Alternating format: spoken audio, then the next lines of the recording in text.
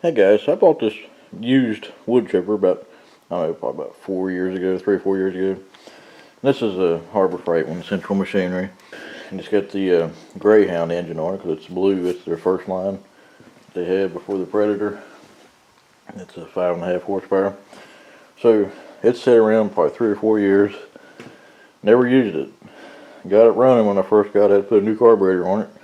The old one was completely junked. Runs perfect. Take it on a job, and we were clearing brush and everything, and ran about 4 hours cutting, chipping and everything. And you're limited to what size branches and trees and stuff you can put into the small one here on the side. So we were shoving stuff in there and put a big vine in there, and you're not supposed to put anything bigger than 3/8 into the hopper. Wait till you see what happens. So anyway, sit around for 4 years, use it for 4 hours, and destroy the engine. Still runs. Keep that in mind, the engine still runs. But broke the crankshaft where the wheel is that mounts the chipper blades on it. So that's a big no-no, putting stuff in the top, but it was chipping everything good. And all of a sudden it just sheared it. This is what one of the blades look like out of it. Completely destroyed it. So let me take the back cover off again and show you the wheel. But we got a new engine to put on it. We got the new 224cc. It's 6.6 horsepower is what this is. It's 10% more output than the original 6.5 Predator 212. Here's the specs on it. And I probably would have just went with the regular 212, but it didn't cost me a penny. So, and it just happened to be a sidewalk sale going on, so we got that for $169, what this cost. Whereas the regular 212 was $159, so it's only $10 more than it cost. But again, it didn't cost me a penny. So I'd originally considered putting like one of my engines on it, but the reason I didn't is well, I'm kind of glad I didn't now, because I didn't want to. I would have destroyed probably one of my vintage Briggs 5 horsepower or something on here. So it's probably a good thing we didn't do that. If it broke on my time, it would have been something I would have replaced. It's probably that Kohler engine I got, still brand new in the box. You seen it in another video. That's probably what would have went on it. But you see, it's labeled for 5.5 horsepower, so it's gonna be an upgrade on the engine anyway. So I'm gonna take this back panel off, got all these nuts to take off, and then we'll look at the wheel and everything. When I initially took it off in the woods that day, this is pretty much what I seen. The wheel was just laying there, and I originally thought that the pin bolt came out and sheared the key and everything. Nope. Crankshaft broke. There's another one of the mulching blades for the other side. There's where that one blade goes. So it bent this wheel and it's no longer available. So we're going to try our best to straighten it. Probably should have done that first, but let's see what we can do. This ain't gonna be no problem because I can put a bolt or something through it. Kind of a weird way of doing it anyway. And if you're thinking, I don't want to use no Harbor Freight engine on a piece of equipment that I own, upgrading it or just fixing it, but these are actually really good engines. Any of the Predator engines. Like, here's a few simple things that are a good point to bring up. First of all, it has a cast iron cylinder sleeve. It's also a ball bearing mounted crankshaft, so you got ball bearings on both sides. That automatically makes the engine a lot more heavier duty than some of the cheaper engines you can get. So I'll go ahead and open the box off camera and get it out and unpack, and then we'll look at everything. Here's all the specs on it. That way, if you're considering this engine for something, you can see what you got to work with. And I'm not trying to do an unboxing video, but just notice this. The other 212s didn't come with this last time I got one. I don't know if they do now or not. It's got different jets and gaskets for the carburetor. That way, if you need to adjust the fuel mixture for different altitudes, you can tune the carburetor a little bit. So that's pretty impressive, really, for a cheap engine like this. So be sure to read your book on it before you use this for anything. And don't forget, it also doesn't have oil in it. Alright, so a few other differences between this and the regular 212. This has a different throttle control lever on here. It's probably just the same thing with just a fancy knob stuck on. I actually like that. The other controls are the same. And the pull-up handle's over here on this side, and on the engine that we're replacing, it's over here. However, you can take these bolts out and rotate that recoil assembly anywhere you need it. So that's another advantage. And honestly, we'll probably just leave it where it's at, because it'll probably be easier to get to on that tripper than where they originally had it. It's got a black kill switch. Most of them are red. I guess they wanted it to be a different color than that. Electronic ignition and a low wall shut off. It comes with the sleeve over the crankshaft here. It's got a keyway. It's got a key stuck in the keyway. So if you want to run it before you put something on there, make sure you remove it, because it will sling out and hurt someone. Before use, you got to put gas and oil in it, obviously. There's how the recommended oil level is on that type of dipstick. And it even came with this funnel, because it's hard to get to these where you. So now you can just do that. So that's nice having that. Spark plug wrench, and again it came with the carburetor stuff. I seen the black valve cover on the box, and it looked plastic, but it's metal. And it's the same muffler and carburetor and gas tank up here that's on the 212s. So you probably wonder what's the difference between the 212 and the 224. Stroke. This has got a longer stroke on it. It's 3 millimeters longer. It's not a drastic change, but it is a longer stroke. Alright, so let me get the engine ready and start doing some other stuff, and we'll look at it here in a second. And this also has a evap box to control evaporative emissions and stuff, and I've never seen that on one of these before. I don't know if the new 212s have that or not, but it runs off the vent of the gas tank. Well, I don't care, it's there. Kind of annoying seeing them lines running to it, but you know, it is what it is. And here's some more specs from this engine, going into the type of oil that you got to use in it, and the stroke and bore length, 70 by 58 bore and stroke, 3,800 RPM governor speed. I don't know why they went to 38, because most small engines have always been 3,600, but you know, it's just getting a little bit more output of it. So you know, most of the time it's not going to hurt anything running 200 more RPM, but it is just something to note, especially if it's going to go on like a belt drive generator or something. Then you might want to have to adjust that down just a little bit. So there's actual 8 bolts that hold the engine on. Usually just be 4 on set with this type of engine, but you get the 4 on the block itself. And you got another 4 here just to keep everything solid and from flexing. So just a little note to note if you're ever working one of these. I'm going to go ahead and take the bolts and the engine off camera, and try not to bore you with that, and we'll look at everything.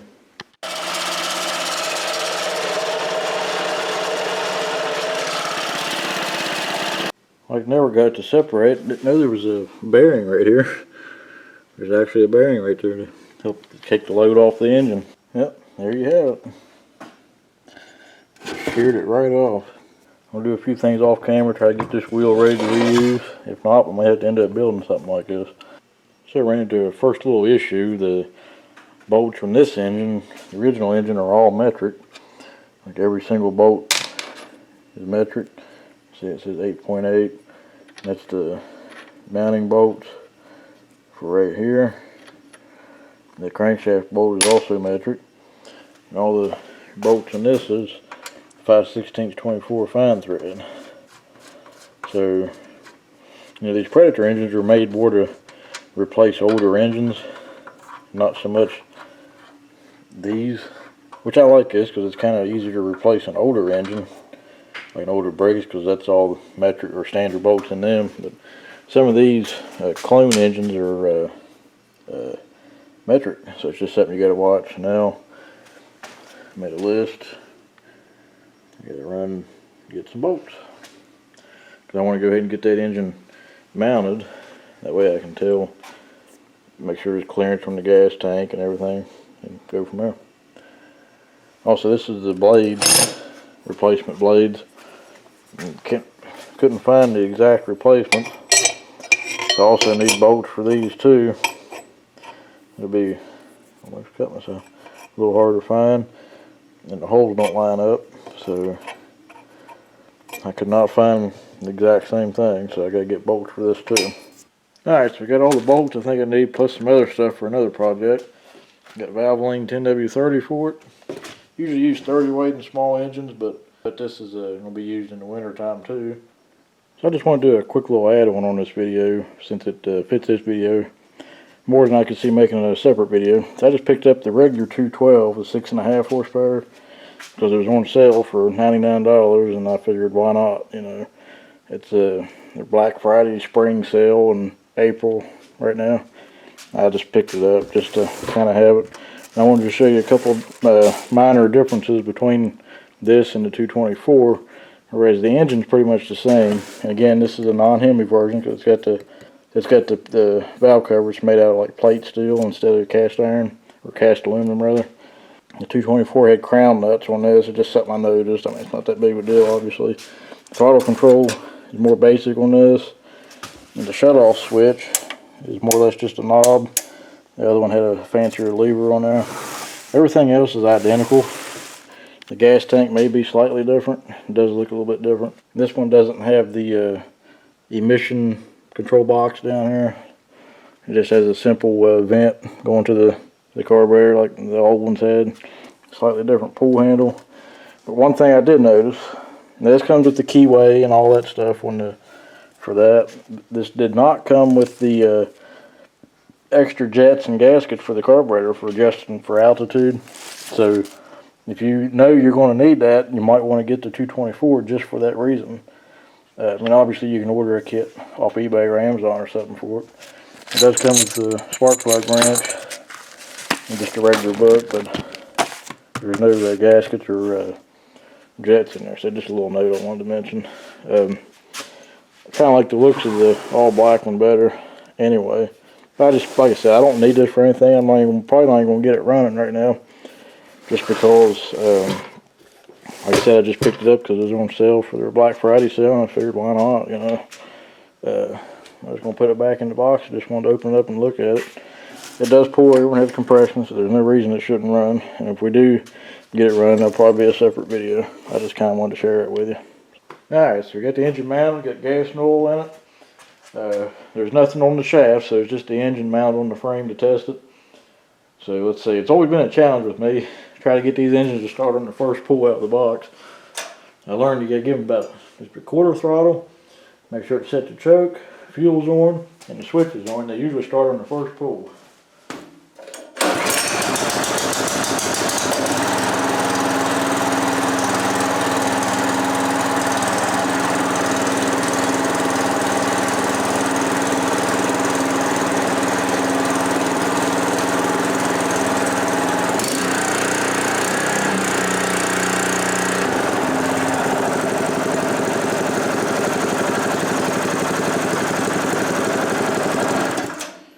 And it's cold. Well, start on the first pull though. It runs quieter and smoother than the old engine. So only fitment issue was the muffler is a little snug over here, and it's right up against it, the shield is, and it bent it in just a little bit, but other than that, everything was a direct bolt on.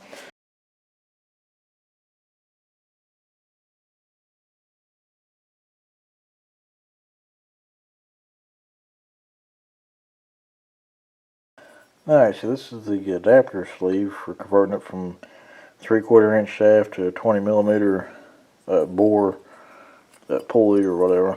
In this case, a chipper wheel. This is nothing more than a piece of sheet metal bent. So I'm actually going to mic this here and get a couple measurements off of it.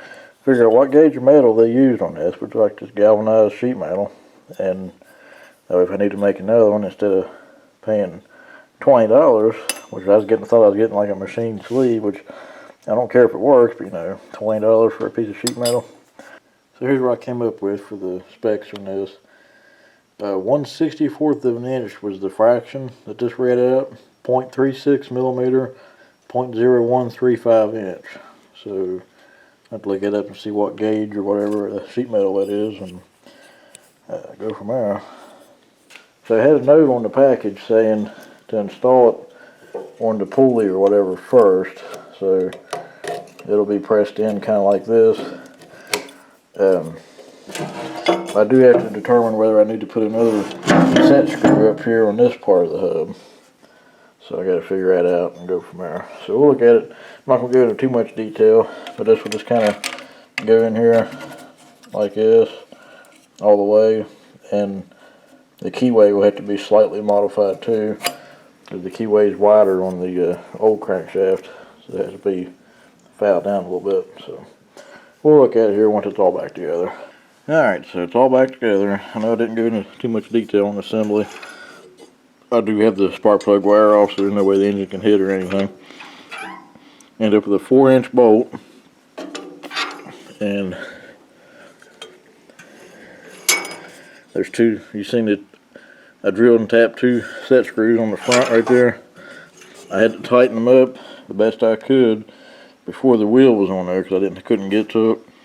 So hopefully they stayed tight enough, and I tightened up everything else. So I just have to hope for the best. I'm going to put this cover on off camera, and we'll try it out, I guess.